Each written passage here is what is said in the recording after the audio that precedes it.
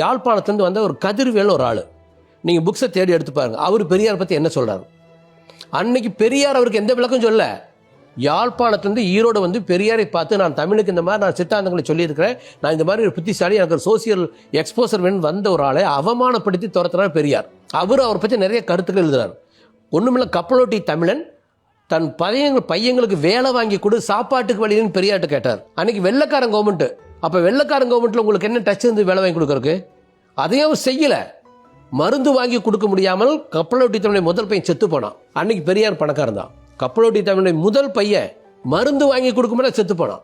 ஒன்றுக்கும் விதி இல்லாமல் தொழுநோய் வந்து செத்தாரு சுப்பிரமணிய சிவா மதுரை ஜெயிலில். நீங்களா அவங்கள காப்பாற்றினீங்களா? இந்த சுதந்திரத்துக்காக போகிறோம். நீங்கள் என்ன சுதந்திரத்துக்காக போகிறீங்க?